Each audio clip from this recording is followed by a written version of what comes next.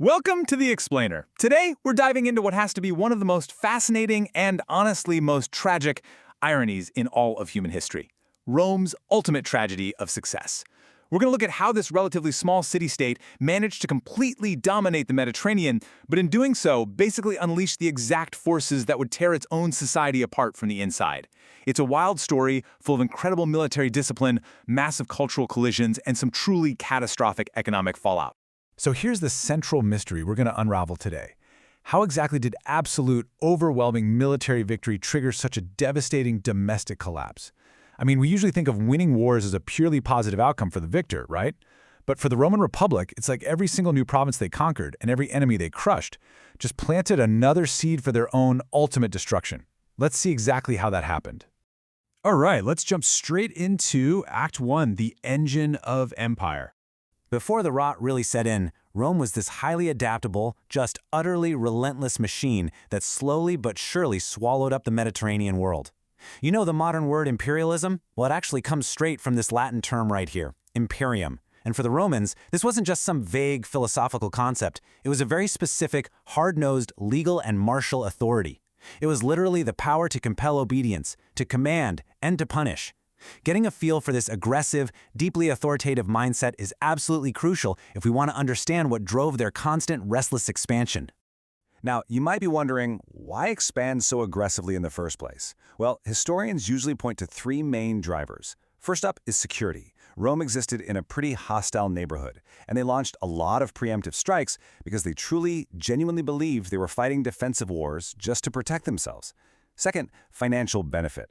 The elites and even the common folks were getting incredibly rich off of war booty, confiscated land, and provincial taxes. And third, good old-fashioned glory. In Roman society, military triumph was literally the ultimate path to personal and national honor. So you've got this incredibly potent mix of paranoia, greed, and ego driving them forward. Just put yourself in the shoes of a Roman soldier for a second, facing a massive, charging war elephant like this one for the very first time. I mean, no way, right? When they fought against legendary generals like Pyrrhus or Hannibal, the Roman legions were up against some absolutely terrifying threats.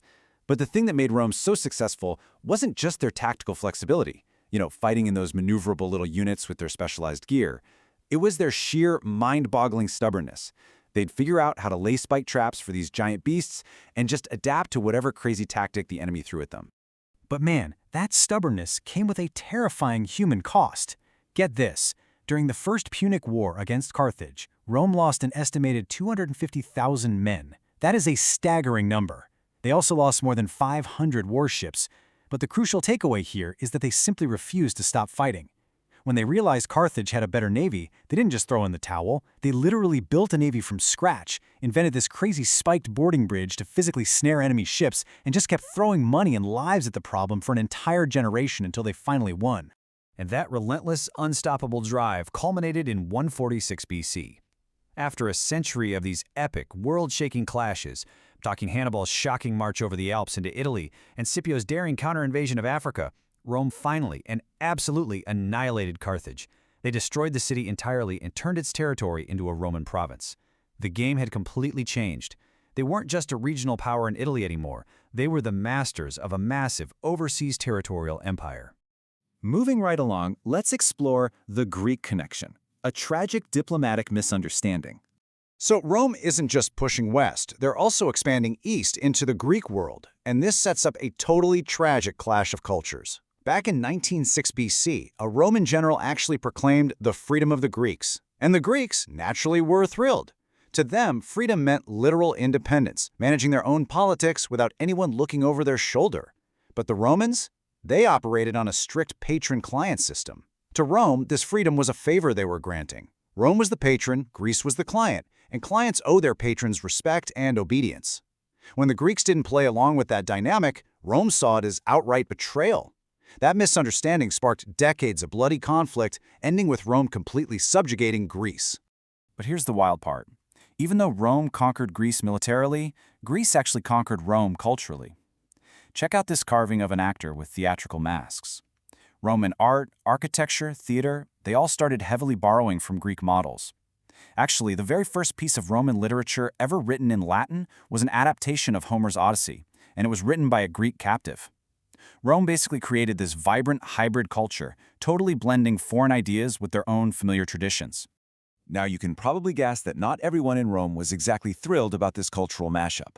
Hardline traditionalists, like the famously grumpy Senator Cato the Elder, pushed back hard. Cato looked at all this Greek influence and saw it as soft, corrupting, and completely un-Roman. He was terrified that it would destroy the sturdy, frugal, austere values that had built the Republic in the first place. He actually warned that if Romans abandoned the way of the elders for all this foreign extravagance, they were literally going to lose their power entirely. Which brings us to Act 2, the rot within. So, while the upper classes are in the city arguing over Greek poetry and building these massive marble temples with their war loot, a much more dangerous economic crisis is quietly taking hold back in the Italian countryside. Check out this statistic, because it's truly shocking. During the 2nd century BC, over 50% of Roman adult males were spending at least 7 years away from home fighting on military campaigns. 7 years! Rome's whole economy relied on the modest, family-run farm. Traditionally, wars were just short, seasonal things, so farmers could come back and harvest their crops. But building a massive overseas empire meant endless, multi-year deployments. The traditional farming model was just completely gutted. This kicked off an era of violently contrasting fortunes. While all these common soldiers were stuck overseas fighting, their farms back home fell into debt and ruin.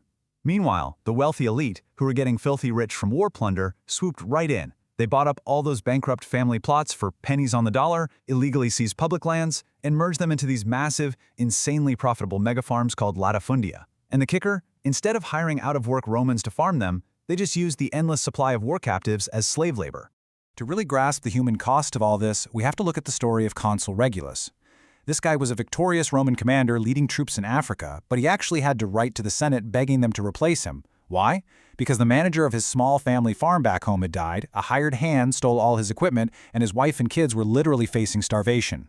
Now, if the family of a powerful, top-ranking consul is facing total ruin like that, just imagine the nightmare reality for your average, ordinary foot soldier. Rural women were completely crushed by the labor burden, generational farms collapsed, and these displaced families were just shoved into desperate poverty. And that leads us straight into the climax, the Republic's breaking point. So driven off their ancestral lands, thousands upon thousands of these disparate, dispossessed farmers started migrating into the city of Rome, and it pushed the Republic's political system right to its absolute breaking point. The sheer tragedy of the situation was summed up perfectly by Tiberius Gracchus. He was a politician who became a massive champion for the poor. He gave this famous speech where he pointed out that the wild beasts roaming Italy at least have their dens, but the men who actually fight and die for Italy enjoy absolutely nothing but the air and the light. He nailed the horrific irony of it all. The very soldiers who conquered the world didn't even have a single clod of dirt left to call their own. Tiberius Gracchus, and later his brother Gaius, tried desperately to fix this mess. They proposed some really radical land reforms, basically trying to take back public land and redistribute it to these homeless veterans. They also pushed for subsidized grain just to keep the starving urban masses alive. But to get any of this done, the brothers had to bypass the traditional, unwritten rules of the Senate. And the wealthy senators, well, they saw their massive mega-farms and their monopoly on power being threatened, and they absolutely panicked. They responded with the level of political violence Rome had never seen. A mob of senators literally clubbed Tiberius to death in the streets, and years later, they forced Gaius to commit suicide. The bloodshed of the Gracchi brothers changed the DNA of Rome forever. For centuries, the Roman upper class had governed through this sort of unified, mutual consensus. But now, they were permanently fractured into two bitterly warring factions. On one side, you had the populares, politicians who realized they could gain immense power by championing the causes of the common people. On the other side, the optimates, the traditional, old-school nobles who were fiercely dedicated to protecting upper-class wealth and the status quo. Political murder was suddenly a viable, proven tactic, and the Republic was now on a terrifying fast track straight towards civil war. Which leaves us with a really heavy, provocative thought to wrap up our explainer today. By conquering the entire Mediterranean, Rome acquired wealth and power that was basically unimaginable.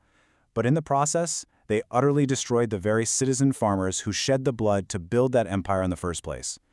So, as you think about everything we've covered today, ask yourself, was the violent, bloody fall of the Roman Republic simply the inevitable price of their absolute military supremacy? Is any system that's built on endless, relentless expansion always destined to just consume itself from the inside out? It's a massive question, and honestly, it's one that history is still asking us today. Thanks so much for joining me for this explainer. Keep questioning and keep learning.